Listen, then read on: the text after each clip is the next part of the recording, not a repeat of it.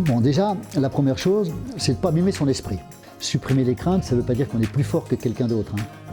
C'est pas mon petit doigt qui me l'a dit. Voilà, j'aimerais bien faire cette technique, mais j'y arrive pas. On est tous débutants quand même, un petit peu quelque part. Et surtout, n'oubliez pas Kiki.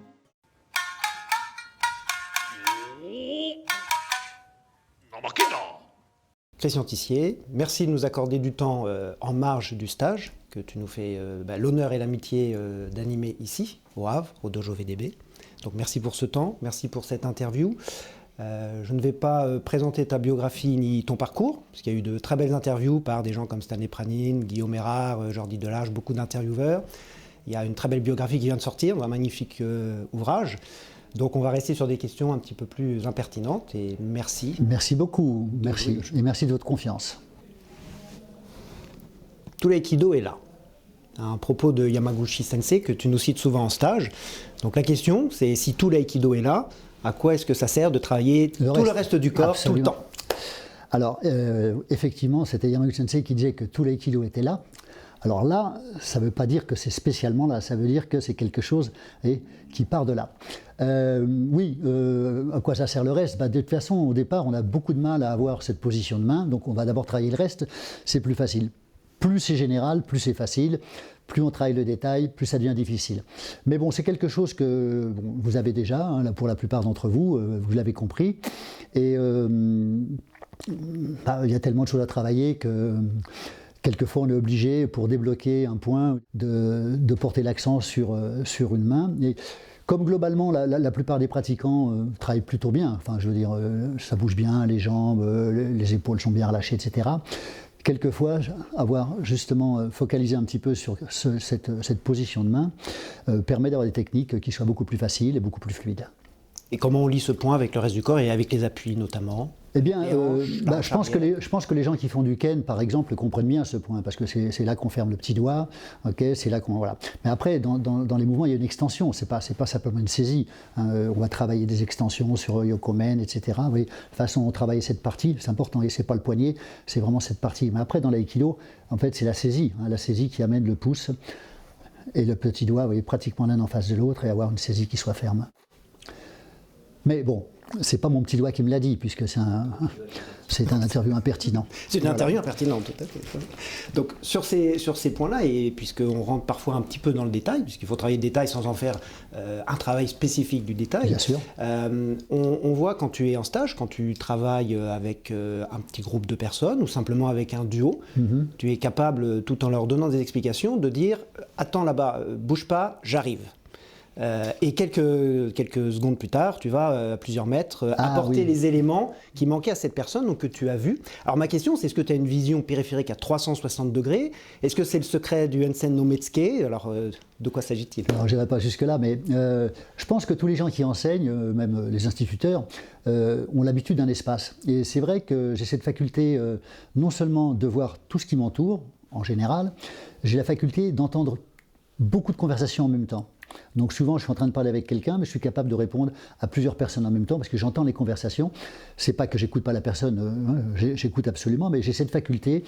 Alors, est-ce que c'est le résultat d'un travail en aïkido? J'en sais rien, c'est possible. Est-ce que c'est en lien avec le Budo? Est-ce que c'est en lien avec le Budoka qui doit percevoir tout son environnement? Je pense que c'est en lien, bien évidemment. Alors, ce qui est important, c'est de voir ce qui nous concerne dans le Budo. Pas de voir simplement un peu tout. On peut voir quelqu'un qui se lève, qui va boire, ou quelqu'un qui fait un signe à quelqu'un d'autre, mais c'est pas ça qui va attirer mon attention. Je le vois, mais ça attire pas mon attention. Ce qui attire mon attention, c'est quelque chose qui me concerne ou qui concerne la personne. On a un petit cadeau pour te remercier d'être ici, parce qu'on a constaté qu'il manquait dans la biographie dont je parlais tout à l'heure certains éléments. Donc on voulait t'offrir ce petit cadeau impertinent, bien évidemment. Est-ce qu'un cadeau est toujours impertinent? Il peut être amusant. Il peut être amusant. Il peut être, ça peut être un clin d'œil. Moi, je vais vous le dire. Bon, voilà. Tu vas nous dire. Alors, est-ce qu'il s'appelle Kiki? Il s'appelle Kiki. Eh bien voilà, c'est pour ça. Alors, c'est un kiki, donc par rapport bien sûr. dans l'intimité, les gens qui te sont très proches t'ont donné ce petit surnom. J'ai constaté en vacances qu'ils t'appelaient ainsi. Et donc la question c'est d'où te vient ce petit surnom sur toi? Oh, c'est pas compliqué. Je veux dire, quand on s'appelle Christian, hein, c'est souvent le diminutif, Kiki, Cricri, ouais, voilà. Bon.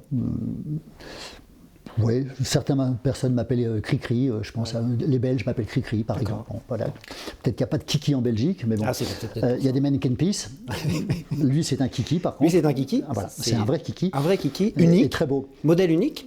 Puisque le Kiki Sensei d'Aikido n'existe pas. Il est magnifique, il est magnifique. Et c'est Fanny qui l'a fait sur mesure. Non, mais il est vraiment magnifique.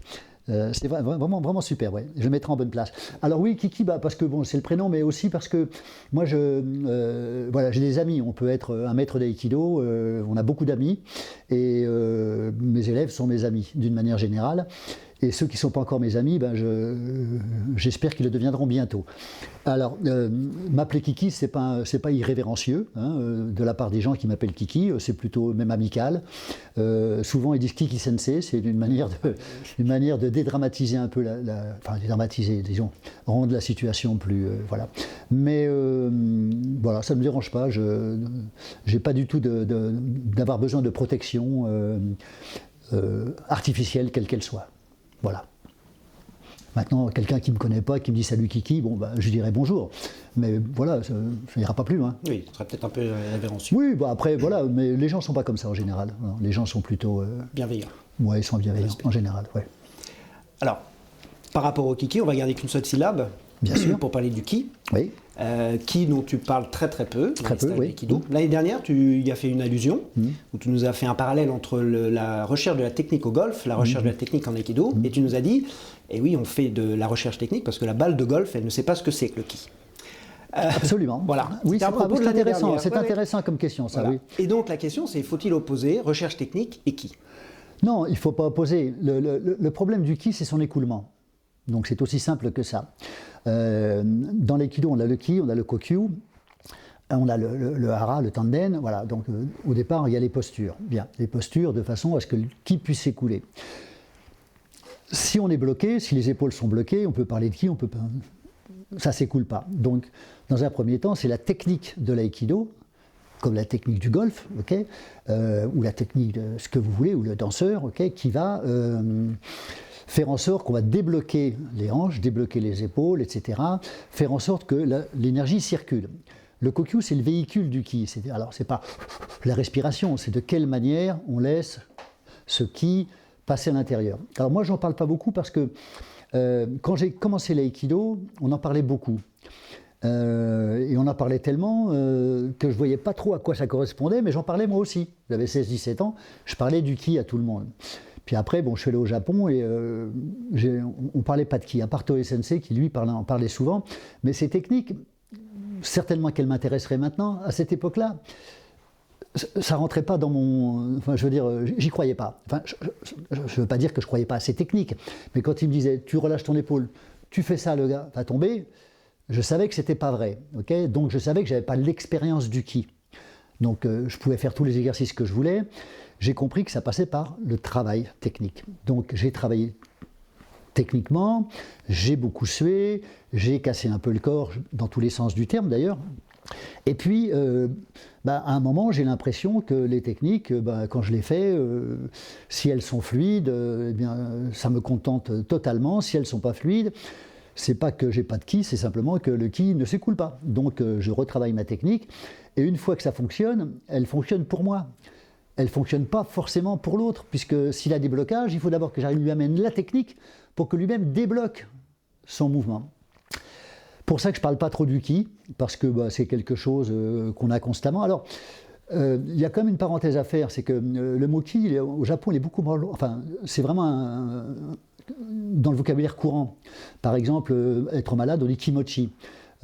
Kimochi wai ou Byoki, etc. Comment est votre sensation du Ki? Byoki, c'est j'ai le Ki qui est malade. Alors, je ne pense pas qu'ils fassent référence au Ki au sens où nous on l'entend. Hein, ils font plutôt référence à quelque chose d'intérieur, à une sensation. Les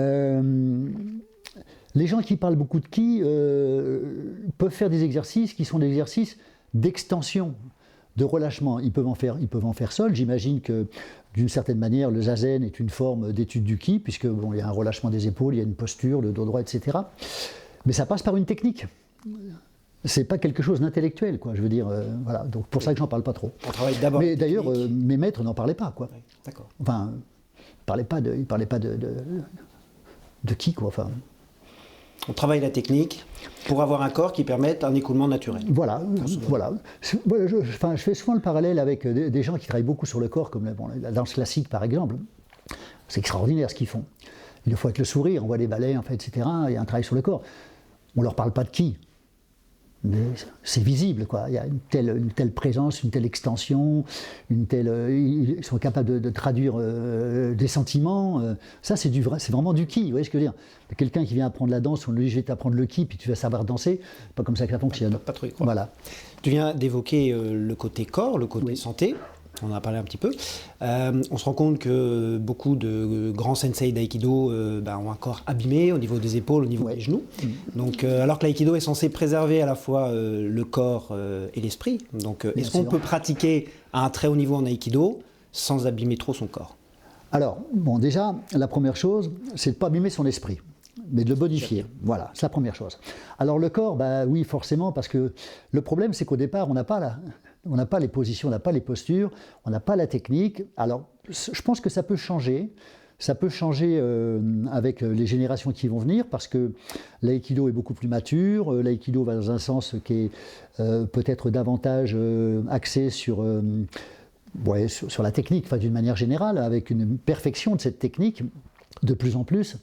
Auquel cas, et puis aussi la prise de conscience que quand on a des jeunes, c'est idiot de les faire chuter sur 3-4 mètres sous prétexte qu'ils chutent bien. Oui, ils chutent bien sur l'instant, mais il n'en reste pas moins que, à terme, ça blesse. Le travail à genoux également, qui est quand même assez invalidant, mais au départ on ne sait pas se déplacer à genoux. Alors peut-être que l'enseignement consisterait, au lieu de faire des lignes à genoux sans arrêt, peut-être d'avoir des mouvements un petit peu plus courts, bouger, puis une fois qu'on a bien les postures, que tout est bien placé, effectivement se déplacer davantage.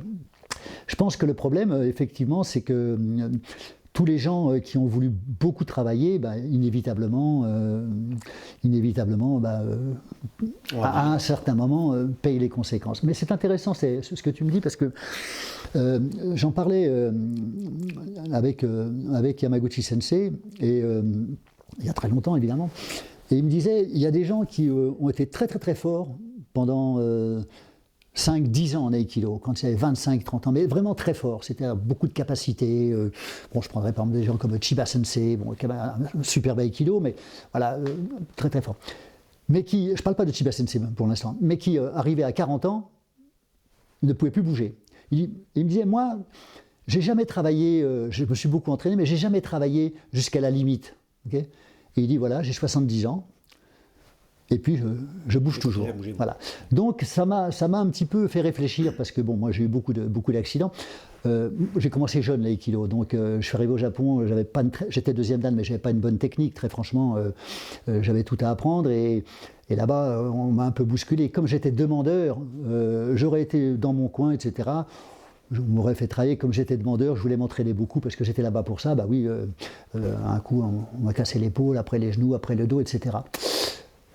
Bon, c'est le prix à payer, peut-être, mais néanmoins, quand je vois des jeunes qui travaillent bien, j'ai le cas d'une jeune fille là, à Vincennes qui a 13 ans et demi, qui travaille super bien, qui a de l'avenir. Voilà, je dis, les chutes avant, pour l'instant, une fois de temps en temps. Ok, voilà, parce que faut la préserver. Il faut se préserver. Dans le milieu de l'équitation, ils considèrent qu'un cheval, si c'est pour lui faire un mauvais saut, on ne lui fait pas faire. Voilà. On ne lui fait faire qu'un saut qui a une valeur technique pour ne pas l'abîmer sur le long terme. Alors, après, l'aïkido, c'est quand même particulier, parce que c'est quand même quelque chose qu'on peut faire très longtemps. Il y a des sportifs qui ont une période de 5 ou 10 ans, mais qui arrêtent à 31, 32, 33 ans. Certains ont été blessés, d'autres pas blessés. Okay, ça dépend de l'activité. En judo, souvent blessé, okay, avec des chutes souvent très très fortes. Je parle pour les champions. Mais en règle générale, après, ils font des mouvements tranquilles, ils font du travail au sol, ils font plus de chutes. Nous, en aïkido, on a cette chance de pouvoir travailler très très très longtemps. Donc c'est peut-être aussi ça, un moment qui fait que Des fois, on n'a pas la forme, mais bon, on y va quand même. On a 50, 60 ans, on y va quand même. Puis, Cela dit, on peut constater que les anciens se sont blessés, mais qu'ils sont quand même toujours sur les tatamis. Ben voilà, c'est ce que je dis. Voilà, donc ils peuvent toujours pratiquer. Mais effectivement, on entretient un peu ces blessures. Et puis c'est vrai que quand on aime quelque chose, des fois on devrait s'arrêter 1 mois, 2 mois, 3 mois, et on ne le fait pas. Voilà, c'est tout. Préserver sa santé, c'est aussi dormir. Aussi. Toi qui es un globe-trotter encore à l'heure actuelle et qui parcourt le monde tous les week-ends, tu dors peu. Alors je dors peu, oui. Tu rêves beaucoup et tu nous dis que souvent tu rêves d'aïkido et que quand tu rêves d'aïkido, tu revois des mouvements anciens que tu as vus avec Yamaguchi Sensei et que quand tu te réveilles, ton corps te dit ça maintenant tu peux le faire. Alors c'est pas tout à fait comme ça que ça se passe. En fait voilà, je dors peu mais je m'endors facilement. Et j'ai une période quand je m'endors, et ça m'arrive souvent en avion parce que je commence à somnoler, et là j'ai des images qui passent par la tête, des rêves, et ce que tu voulais dire c'est que quelquefois j'ai vu des mouvements qui m'intéressaient, que j'arrivais pas à faire, et puis à un moment j'ai dit bon j'arrive pas, je laisse de côté pour l'instant, voilà. Et je m'endors et à un moment je me vois faire ce mouvement. Hein, je vais au dojo et j'arrive à le faire. Et c'est comme si mon corps me disait, tiens, maintenant tu es capable de le faire. Donc il me donne la clé, il dit voilà, va le faire si tu es capable. Alors je ne sais pas à quoi ça correspond, j'en ai aucune idée, hein, okay, mais effectivement ça m'arrive très souvent. Alors des fois je pense à des techniques parce que je suis en train de les travailler, alors forcément elles sont dans la tête, donc mais en l'occurrence pour la question que tu me poses, c'est ça. Ça m'est souvent arrivé de dire, voilà, j'aimerais bien faire cette technique, mais j'y arrive pas. Comment est-ce que X ou Y faisait, que j'ai ressenti, quelles sensations j'ai eues, j'ai essayé, j'arrive pas. Et puis à un moment, je suis là, puis je me vois la faire, puis je la vois facilement. Je dis, mais c'est ça qu'il faut faire. Je vais au dojo, je la fais, et elle fonctionne. Alors c'est peut-être voilà, mon corps qui me dit, voilà, maintenant tu peux y aller, je te donne t'as la permission. Alors du coup, la question, c'est que pour progresser en aïkido, est-ce qu'il faut pratiquer intensément ou bien faire la sieste, rêver, se réveiller et avoir progressé? Alors c'est intéressant aussi comme question. J'ai discuté avec des gens qui font de la sophrologie et qui me expliquaient qu'ils avaient travaillé avec des équipes de basket. Ils avaient supprimé la moitié des entraînements. Alors, entraînement bien sûr. Bon. Et ensuite, ils les faisaient allonger, okay, se relâcher autant et à réfléchir au mouvement idéal. Okay, comment est-ce qu'ils se voyaient faire un mouvement idéal? Et ils s'apercevaient qu'il y avait une progression énorme. Et moi, j'essaye aussi, alors quand je m'endors, je ne sais pas si c'est le résultat, mais souvent j'essaye de penser à un mouvement idéal. Okay, je prends toujours l'exemple, si je me vois voler par exemple, je me vois voler, quoi. Je ne me vois pas en train de battre des ailes pour essayer de tenir en l'air, je me vois voler. Et en aïkido, c'est un peu la même chose. Voilà. Si je vois un mouvement, une attaque, quelle qu'elle soit, mais que j'arrive à avoir un mouvement fluide, voilà, ça me donne des indications, parce que la façon dont je vais penser le mouvement, si je veux qu'il soit fluide, et non pas dire, voilà, je veux montrer un mouvement fort, un mouvement puissant, un mouvement ceci, un mouvement cela, forcément, j'ai la technique pour imaginer comment ça se passe. De la même manière, puisqu'on parlait de danse tout à l'heure, j'imagine que tu fermes les yeux, tu te dis, tiens, je m'imagine comme étant un maître de ballet ou un danseur exceptionnel, tu te vois, tu te vois sur les poings, tu te vois vous faire un porté, tu te vois dans une position. Et si ton corps, tu travailles ton corps il te montre, tu ne te vois pas en train de soulever, tu te vois dans une position. Et si tu te vois dans cette position, tu as déjà acquis quelque chose. Tu vois ? Parce que tu as un message, si tu veux, ton esprit peut le donner au corps. Alors, tu y arriveras, tu n'y arriveras pas. Mais au moins, tu sais vers où tu veux aller. On a l'image en tête. Tu as l'image, voilà, c'est ça. Par rapport à la pratique ensuite en stage, on se rend compte que tu prends très souvent des débutants, soit dans le milieu pour montrer la technique, soit dans des petits groupes, oui. Parce que justement ils gardent parfois un mouvement assez naturel dans leur déplacement. Oui. Et alors toi qui as travaillé avec des grands maîtres comme Kishomaru Ueshiba ou Yamaguchi, qu'est-ce que les débutants t'apportent encore à l'heure actuelle dans ta pratique? Il y a deux choses. D'abord, j'aime beaucoup varier les partenaires parce que c'est de l'expérience. Chaque saisie révèle quelque chose de différent. Chaque saisie apporte une information qui est différente. Voilà, bien. Les débutants, ils sont imprévisibles quelquefois. Alors, la première chose, c'est d'empêcher qu'ils le soient, parce qu'ils sont imprévisibles pour eux-mêmes. Je veux dire, ça peut être n'importe quoi, leur position, leurs attitudes, etc. Donc déjà, leur donner une posture, donc les faire bouger avec une certaine posture, débloquer certaines choses, et ensuite leur donner une sensation. Hein. Quel genre de sensation on leur donne? Alors, pas une sensation de douleur, bon, on va faire Nikio, on va lui faire sentir ce que c'est, mais c'est pas le but. Une sensation de contact, une sensation de placement, je crois que c'est surtout ça. Et aussi parce que, oui, tu as peut-être, je sais pas, 30 ans, 40 ans d'aïkido, mais bon, on est tous débutants quand même, un petit peu quelque part. Hein. En tout cas, il faut essayer de le rester. On essaye de le rester, voilà. On essaye de le rester. Dans ta biographie dans le livre, qui est sorti récemment, qu'on a abordé un petit peu tout à l'heure, il y a une partie qui concerne ta biographie. Il y a aussi énormément de contributeurs que tu as fait participer à cet ouvrage. Il y a un très bel ouvrage. Et la question qu'on peut se poser, c'est quelle est la petite popote qui a amené Thierry Marx, grand cuisinier, à participer et à contribuer à cet ouvrage? Alors, il se trouve que Thierry Marx vient dans mon dojo de Vincennes, ex-dojo de Vincennes, s'entraîner un peu au judo, etc. C'est un ami d'un de mes amis qui s'appelle Pierre Delorme, avec qui on était au Japon ensemble, Kendoka. Et en discutant avec lui, comme ça, il me dit, mais vous savez, Christian, je suis passé dans ce dojo des dizaines de fois, parce qu'il est plus jeune que moi, et je voulais toujours rentrer, mais j'avais peur de rentrer, j'avais pas les moyens. Voilà. Il dit maintenant, je suis vraiment content parce que pour moi, ce dojo, c'est magnifique, c'est toute ma jeunesse. Je ne le savais pas. Donc on a sympathisé, voilà, on a beaucoup discuté, on se voit de temps en temps, etc.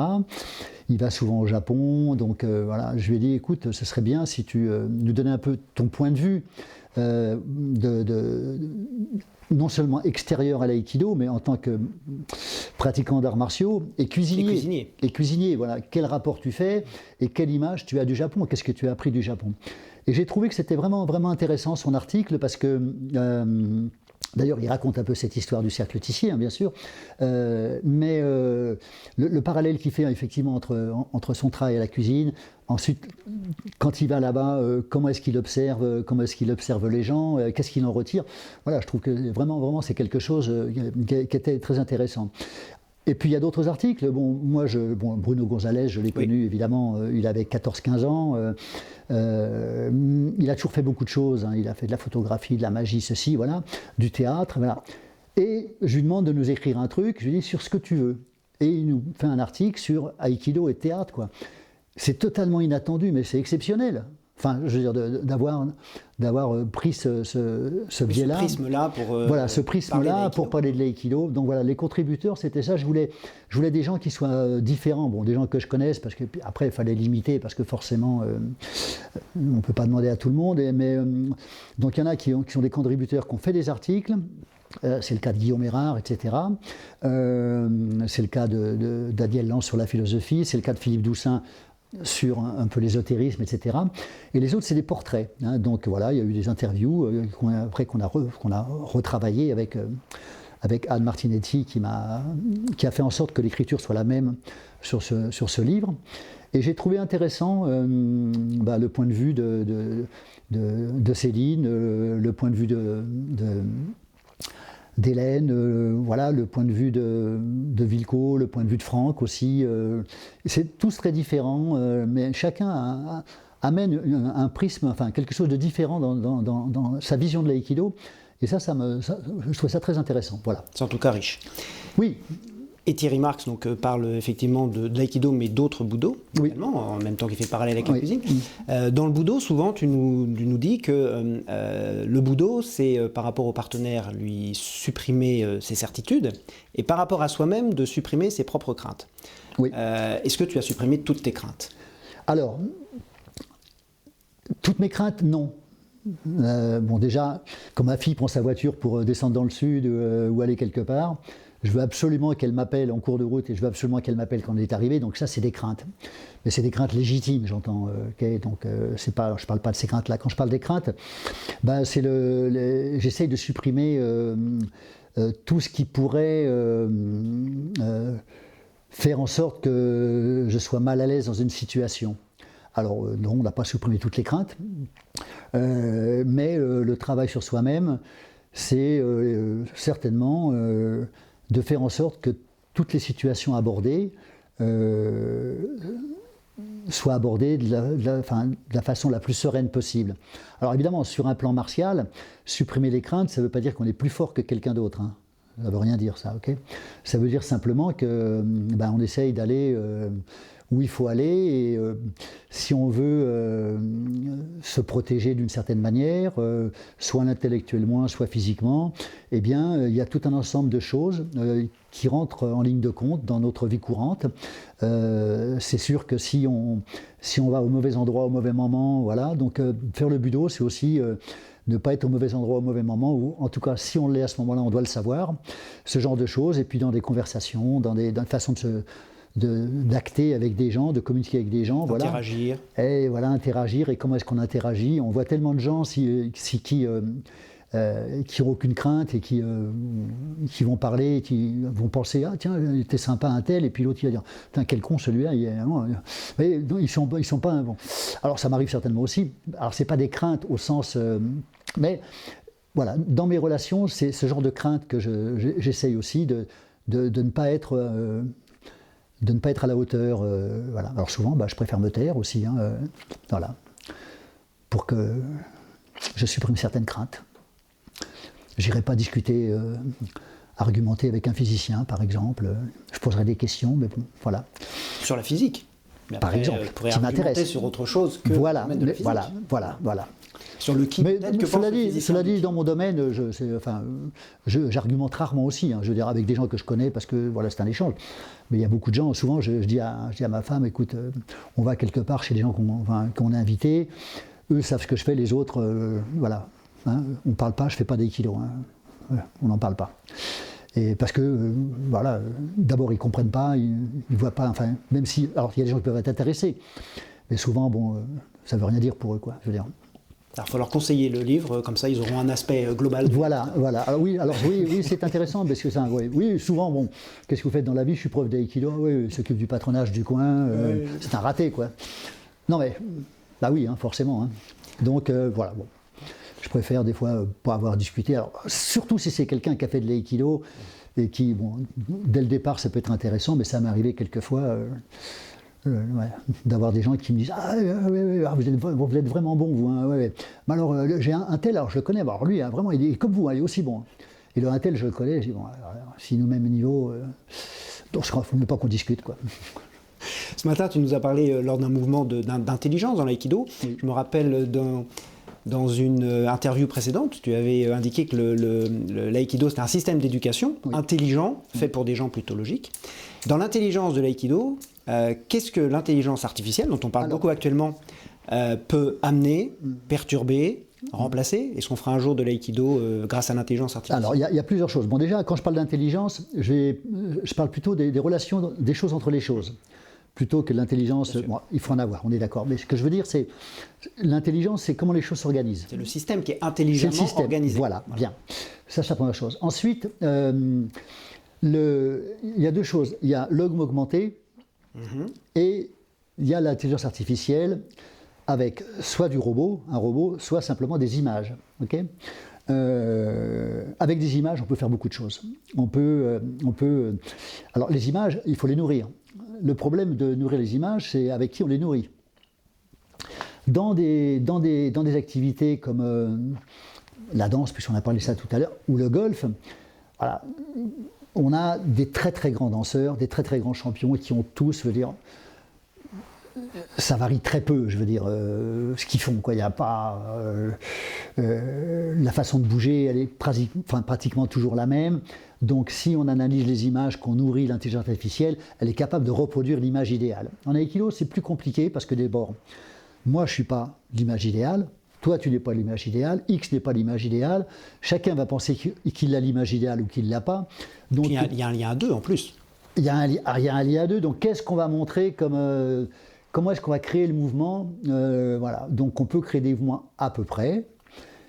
Un mouvement idéal, j'en sais rien. Alors après, est-ce qu'on peut nourrir, je ne sais pas, hein, c'est pas du tout mon domaine, un genre de robot, c'est pas encore le cas puisque ça bouge pas suffisamment, mais qui un jour sera capable de reproduire des mouvements instantanément avec une certaine fluidité en calculant quel va être le meilleur rapport efficacité, relâchement, enfin, etc. Oui, ça peut certainement se faire. Mais le problème de l'aïkido, c'est pour soi-même, quoi. Donc moi, ça me dérange pas. Ça n'apporte pas grand-chose voilà, qu'il y ait un robot qui le fasse très bien. Voilà, le robot, il peut faire un mouvement très bien. Il peut me l'apprendre, peut-être. Je peux dire, tiens, oui. Mais s'il n'y a pas quelqu'un qui me fait sentir vraiment avec en même temps toutes les imperfections, parce que ma technique, elle se nourrit des imperfections. C'est-à-dire que quand je ressens quelque chose, ça, j'ai pas envie de le ressentir. Donc, ça, ce que j'ai ressenti, ça me plaît pas, ça m'a poussé, ça m'a tiré. Donc, j'ai pas envie de le reproduire. Voilà, donc les imperfections, je pense, nourrissent la pratique. Donc voilà, dans ce domaine-là, j'avoue, bon, je ne suis pas non plus vraiment... On y réfléchira on y réfléchira, pour l'année prochaine. Mais il faudrait y réfléchir, de toute façon, ça, forcément. Ouais. Tu es quelqu'un qui supporte très bien la chaleur, oui. plus mal le froid. Pas plus mal, l'humidité que j'aime pas. L'humidité et le froid. À tel point qu'à Roquebrune, tous les ans, quand il fait 40 degrés, nous on est tous liquides. Ouais. Toi, tu arrives à pratiquer un aikido dynamique sans transpirer. Oui, ça ne me dérange pas. Ouais. Donc ma question, est-ce que c'est le réchauffement climatique qui fait que tu reviens un petit peu en Normandie depuis 3 ans et notamment ici au Havre? C'est ça, je reviens au Havre pour me réguler ma température. Non, je dirais que un froid sec, ça me dynamise. L'humidité, j'aime pas trop, voilà. Après, quand c'est trop chaud, je sens la chaleur, mais bon, pardon. Oh, là, son akaba, le pauvre Kiki, petit Kiki. On va te le remettre. Mais je pense que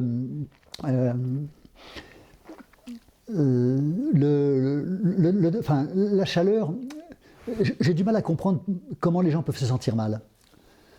Parce que moi, je peux avoir chaud, mais pas au point de me sentir mal. Donc, j'ai du mal. Alors après, est-ce que c'est un problème de respiration chez les gens? Est-ce que c'est un problème de... Je ne sais pas. Voilà, j'ai du mal à me rendre compte. Alors peut-être que c'est pas bien parce que je suis incapable après de doser et donc les gens souffrent de ça, quoi. En tout cas, là, on est tranquille, puisque aujourd'hui, au Havre, il fait plutôt frais. Là, c'est parfait. Donc, merci d'affronter le frais pour venir. C'est parfait, j'adore. Oui. Un grand merci, puisque c'est la 3e fois que tu nous fais l'honneur de venir ici. Merci beaucoup. Et puis, merci aussi d'avoir immortalisé le dojo et le nom de VDB dans le bouquin d'Aïkido qui vient de sortir. Mais on en a été très touchés. Alors, j'avais beaucoup de respect pour René. Alors bon, je le connais, en fait, depuis assez longtemps. Je l'ai même examiné. Hein, oui, je vous l'avais dit, je l'ai examiné au 3e Dan, je crois. 3 ou 4e Dan, voilà. À l'époque, et j'avais trouvé vraiment que c'était un super passage. Après, il est souvent venu me voir, il passait, quand il était à Paris, il venait dire bonjour, et j'étais déjà venu au Havre avec Maître Tamura à l'époque. Et ouais, j'ai beaucoup de respect pour le personnage, parce que moi, ce que j'aime chez les hommes, c'est les hommes où il n'y a pas d'arrière-pensée, où c'est franc, et c'était le cas. Donc j'ai beaucoup de plaisir à être ici pour lui et surtout pour les gens qu'il a formés et qu'il a formés à son image. Donc merci à lui et merci à vous. Merci beaucoup à toi et merci beaucoup pour cette... Merci et surtout, n'oubliez pas Kiki. N'oubliez pas Kiki. N'oubliez pas. Merci Vincent. Merci Christian. Il est magnifique ce petit Kiki. Hein.